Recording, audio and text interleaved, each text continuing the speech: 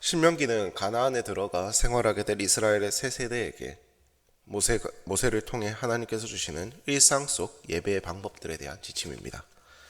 시내산의 언약을 계승해 가나안에서 하나님의 백성으로 살아갈 그 이스라엘 백성들이 오직 하나님을 바라보며 살아갈 수 있도록 그러기 위한 목적으로 기록된 책입니다. 흠이나 악질이 있는 소와 양은 아무것도 내 하나님 여호와께 드리지 말지니 이는 내 하나님 여호와께 가증한 것이 됨이니라. 재물의 흠에 대한 그러한 경고는 성경을 통해서 우리는 굉장히 자주 만나보고는 합니다. 흠이 없는 재물을 바쳐야 한다. 흠이 있는 재물을 드리지 말라. 조금씩 다른 표현으로 계속해서 반복되는 이 경고가 왜 계속해서 우리에게 던져지는 것일까요? 하나님께서 거칠에 대해서 중요히 여기시는 걸까요? 그렇지 않습니다. 오히려 거칠에만을 중시하지 말라는 의미로 우리는 이 말씀을 보아야 할 것입니다. 형식, 거칠에만을 따져서 습관적으로 드리는 재물이 아니라 흠이 있는지 악질은 없는지 면밀히 살펴봐서 정성을 들여 그 재물을 준비하여라 라는 것으로 우리는 이 말씀을 받아들여야 할 것입니다. 지금 신명기 모압 평지에서 모세의 설교를 듣고 있는 이 이스라엘 백성들은 가데스 바네아 시점에서 20살이 아니었던 자들, 그 중에서는 광야에서 태어난 자들 또한 있었을 것입니다. 그렇게 이들에게 출애굽과 시내산에서의 그 언약은 자신들의 이야기라기보다는 부모들의 이야기였고 조상들의 이야기였습니다. 그렇게 모세는 말합니다. 흠이나 악질이 있는 소와 양은 아무것도 내 하나님 여호와께 드리지 말지니 이는 내 하나님 여호와께 가증한 것이 됨이니라. 여기서 가증한 것이라는 말은 우상 숭배를 말할 때 자주 사용되곤 했던 표현입니다. 하나님 여호와께 드리는 제물을 준비함에 있어서 형식적 습관적으로 하지 말고 정성을 들여서 준비하여라. 하나님 여호와에 대해서 소홀히 여기는 것과 지금 우상 숭배에 대해서 동일하게 여기고 있는 것입니다. 다음으로 모세는 계속해서 우상 숭배에 대한 경고를 이어가며 고대 이스라엘 재판의 가장 근간이 되는 제도를 정립하고 있습니다. 바로 증인 제도입니다. 모세는 분명히 말합니다. 두 사람이나 세 사람의 증언으로 죽일 것이요 한 사람의 증언으로는 죽이지 말 것이며 두 사람 이상의 증인이 동일하게 증언하였을 경우에만 그 죄는 성립이 되었습니다. 이 증인 제도는 이스라엘 재판의 가장 근간이 되었습니다. 그래서 우리는 이 증인 제도를 신약에서도 분명히 만나게 되는데 바로 예수 그리스도를 제거하기 위해서, 예수 그리스도를 견제하기 위해서 대제사장과 서기관들이 가장 먼저 찾은 건 역시 증인이었습니다. 죄를 입증하기 위해서는 두 사람 이상의 증인이 필요했지만 이는 다르게 말하자면 두 사람 이상의 증인이 있다면 죄를 덮어 씌울 수도 있었다는 것입니다. 그렇게 모세는 거짓 증언에 대비해서 하나의 장치를 더 대비해 둡니다. 이런 자를 죽이기 위하여는 증인이 먼저 그에게 손을 댄 후에 뭇 백성이 손을 댈지니라. 너는 이와 같이 하여 너희 중에서 악을 제할지니라. 그 재판에서 증언을 한 증인은 가장 먼저 죄인을 돌로 칠 의무가 있었습니다. 즉 한 대의 치기로 거짓 증언을 통해 누군가를 죄인으로 몰아간다면 그는 자신의 손을 더럽힐 각오가 있어야 했습니다. 우상 숭배는 이스라엘이라는 종교 공동체의 가장 근간을 흔드는 대역죄였습니다. 그렇게 이렇게 여러 장치들을 통해서 철저하고 공정한 재판이 이루어질 수 있도록 발판을 닦은 것입니다. 내 성중에서 서로 피를 흘렸거나 다투었거나 구타하였거나 서로 간에 고소하여 네가 판결하기 어려운 일이 생기거든 너는 일어나 내 하나님 여호와께서 택하실 곳으로 올라가서 레위 사람 제사장과 당시 재판장에 나아가서 물으라. 그리하면 그들이 어떻게 판결할지를 내게 가르치리니. 아멘. 공동번역에서는 이를 이렇게 번역합니다. 살인사건이나 민사사건이나 폭력사건. 즉 사람 사이에 일어난 분쟁에 있어서 사유가 다소 복잡하여 판단하기 어렵다면 하나님께서 이를 직접 판단하시리라고, 그 제사장들과 재판장들을 통해 직접 판단하시리라고 말씀하고 계십니다. 이는 이스라엘의 가장 근본적인 판단의 기준은 사람이 아니라 율법도 아니라 하나님께 있다는 것을 우리에게 말하고 있습니다. 하나님께서 세우셨기에 그 재판장의 판결이 존중을 받을 수 있었습니다. 하나님의 말씀이기에 율법이 존중을 받을 수 있었습니다. 어디까지나 그 근간에 있는 것은 하나님 여호와의 권위였던 것입니다. 하나님이 없다면 재판장도 그저 잘난 척하는 사람일 뿐이었고 율법도 딱딱하고 고리타분한 글일 뿐이었습니다. 이는 우리에게도 역시 마찬가지입니다. 우리는 살아가면서 많은 크고 작은 그런 분쟁들을 맞이합니다. 그 분쟁들 앞에서 우리의 판단의 근간에 있는 것이 무엇인지 우리는 살펴보아야 할 것입니다.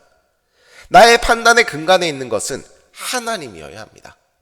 나의 욕심이 아니라 하나님의 뜻과 그분의 사랑에 입각한 판단으로 우리는 행동을 할 때 우리는 진정한 의미에서 그리스도인이라고 나 자신을 소개할 수 있을 것입니다. 그런 예배자된 우리가 되기를 간절히 기도하며 축복합니다. 다음으로 하나님은 이스라엘에게 왕에 대해서 말씀하십니다. 이스라엘을 둘러싼 국가들은 절대적 권력을 쥔 왕을 중심으로 한 중앙 집권 체제를 이루고 있었습니다. 왕이 존재하고 그 밑에 신하 또는 조언자 아니면 분리되어 아예 독립적인 체제로서 종교가 존재하는 그런 형태를 많이 취하고는 하였습니다. 이스라엘이 가나안에 들어가서 정착한 이후 이들이 주변 국가의 왕정에 대한 동경으로 왕을 요구할 경우 하나님께서 말씀하시기를 두 가지의 조건을 충족시켜야 한다고 말씀하십니다. 첫째로 하나님께서 택하신 자여야 합니다. 그리고 둘째로 이스라엘의 형제 중에서 즉 12지파 안에서 한 명을 세워야 한다는 것입니다. 이는 이방 국가를 모방해 왕정을 실시하더라도 그 가운데에는 이스라엘의 정체성을 유지하기 위해서로 우리는 이 말씀을 보아야 할 것입니다. 이스라엘은 혈통이나 무력이나 영토를 중심으로 한 사람의 국가가 아닙니다. 하나님 여호와를 중심으로 한 신정 국가였고 종교 국가였습니다. 그렇기에 그 중심에 있는 것도 역시 사람의 힘인 혈통이나 무력이나 영토가 아니라 하나님의 권위여야 했습니다.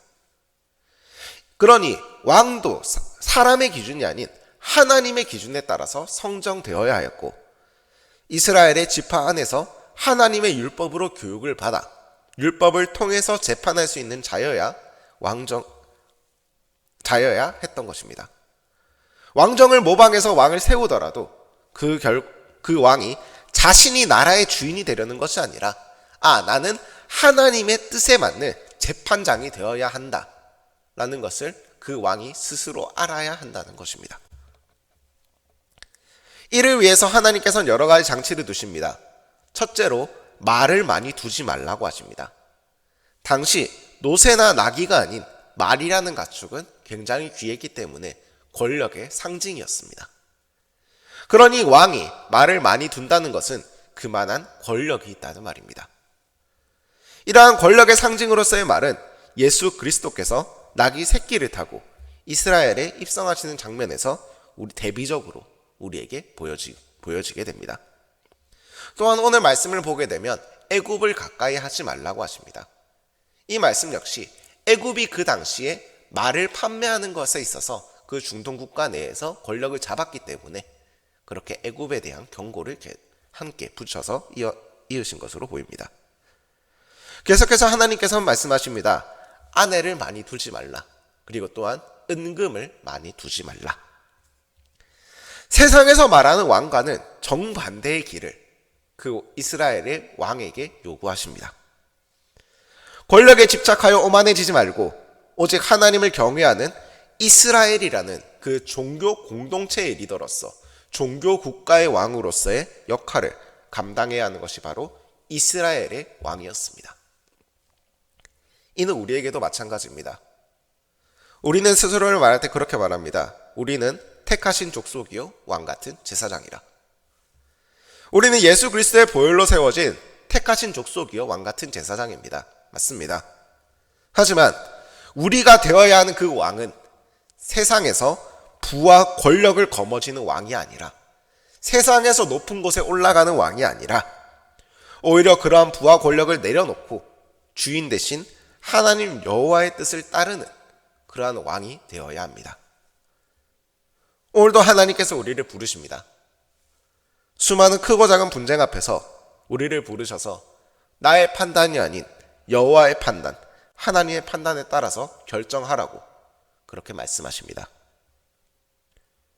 간절히 기도하옵기는 우리의 판단의 기준이 오직 하나님 여호와께 있기를 기도합니다. 그렇게 하나님께서 우리를 통해서 기뻐하시기를 간절히 기도하며 또한 그러한 우리가 되길 축복합니다. 함께 기도합시다. 사랑의 아버지 하나님, 감사합니다. 오늘 우리가 말씀을 통하여 주님께서 허락하신 그 생명의 말씀을 통하여 이스라엘의 우상숭배에 대한 경고와 왕에 대한 경고를 보았습니다. 아버지 하나님, 주님께서 그 두 경고를 통해서 말씀하신 것은 동일합니다. 이스라엘이 그 본래의 종교 공동체로서의 정체성을 지켜라. 하나님 여호와만을 바라보아라. 하나님 여호와를 판단의 기준으로 삼아라. 아버지 하나님, 이 세상을 살아가면서 수많은 분쟁들을 마주할 때 우리가 또한 그러길 원합니다. 하나님 여호와를 판단의 기준으로 삼고 하나님 여호와의 기준에 따라서 행동할 수 있는 그러한 예배자, 그리스도인 된 우리가 될 수 있기를 간절히 기도합니다.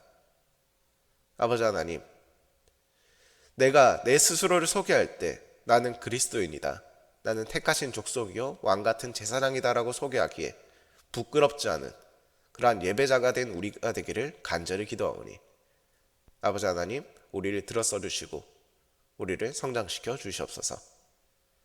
우리가 어디로 가든지 주님 당신과 함께 할 수 있길 원합니다. 그러한 우리가 될 수 있도록 나와 언제까지나 나의 모든 발걸음 가운데 동행하여 주시옵소서.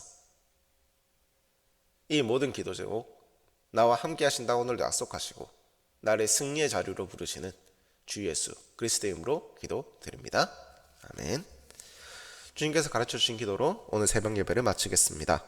하늘 계신 우리 아버지, 아버지의 이름을 거룩하게 하시며 아버지의 나라가 오게 하시며 아버지의 뜻이 하늘에서와 같이 땅에서도 이루어지게 하소서. 오늘 우리에게 일용할 양식을 주시고 우리가 우리에게 잘못한 사람을 용서하여 준 것 같이 우리 죄를 용서하여 주소서. 우리를 시험에 빠지지 않게 하시고 악에서 구하소서. 나라와 권능과 영광이 영원히 아버지의 것입니다. 아멘.